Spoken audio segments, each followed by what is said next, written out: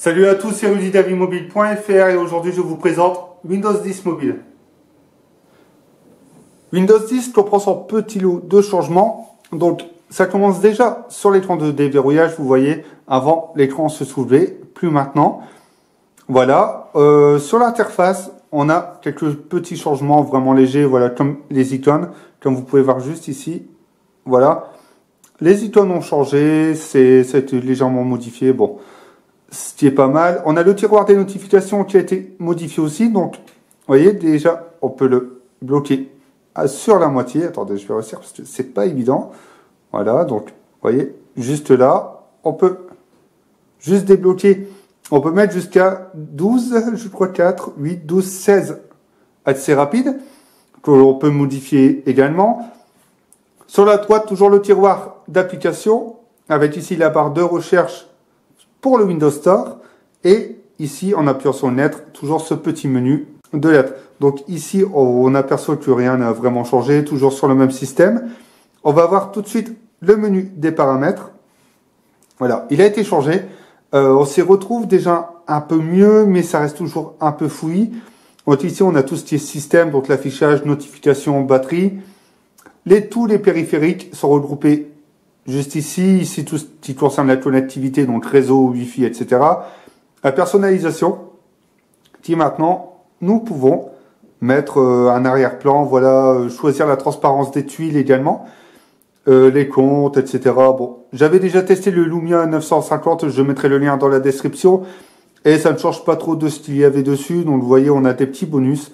Donc cette partie bonus, elle donne juste l'accès, voilà, lisibilité en plein soleil, tout ce qui est le tactile avec les gants, etc. Donc tout a été regroupé là. Donc voilà pour l'interface. Il n'y a pas de gros changements visuels, c'est plus une refonte des icônes. Dans l'interface également, on peut remarquer que les vignettes sont toujours dynamiques et ont été optimisées. Voilà, ce qui donne un résultat plutôt sympa, toujours à l'œil. Pour les accès rapides, tout de suite, on peut voir que lorsqu'on appuie longtemps, comme sur Android, on a accès directement au menu de l'accès, mais aussi les notifications, voilà, que l'on peut faire glisser sur la droite pour pouvoir les supprimer.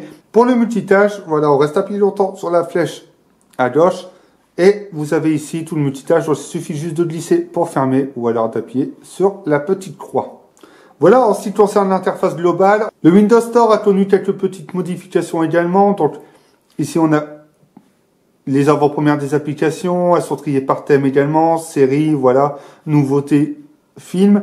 Et on a un accès juste ici avec le tri des applications, un peu comme sur Android également. C'est plutôt pas mal pour la recherche et généralement, à côté de l'icône de recherche, vous avez une petite flèche qui vous indique que des applications peuvent être mises.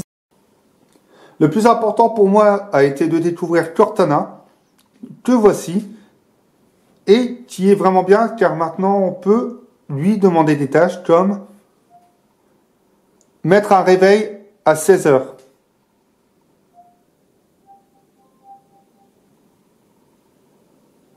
J'ai défini une alarme pour 16 heures.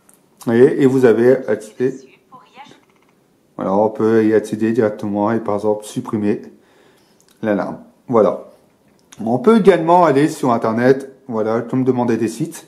Donc, on va essayer avec le mien. J'avais essayé sur le 950, ça n'avait pas très bien fonctionné. Avimobile.fr. Je suis désolé, je ne trouve pas le numéro de... Alors, vous lui demandez pour faire une recherche internet, donc en utilisant Microsoft Edge, il y a un gros problème, surtout avec les .fr, .com, parce qu'elle va prendre le point en considération comme un mot et non comme la recherche d'un site. Et là, ça peut créer de gros problèmes. Donc, lorsque l'on va dessus, voilà, vous avez un bouton pour actualiser. Ici, les menus de Microsoft Edge avec l'historique, les téléchargements, les favoris. Et ici, le multitâche, voilà, de Edge. Et quand on va sur avimobile.fr, chargement est un peu long sur Windows. Je l'ai toujours trouvé un peu long.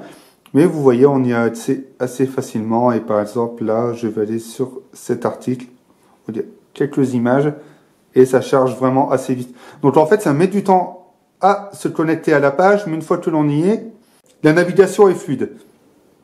Pour ceux qui ont installé Windows 10 Mobile sur leur terminal, n'hésitez pas à donner votre avis dans les commentaires ci-dessous ou dans l'article dédié qui se trouve dans la description. Pour ceux qui ne l'ont toujours pas installé, un tutoriel est disponible qui se trouvera juste en haut à droite de cette vidéo dans le petit icône ou alors dans la description. N'hésitez surtout pas à donner votre avis. On se retrouve bientôt.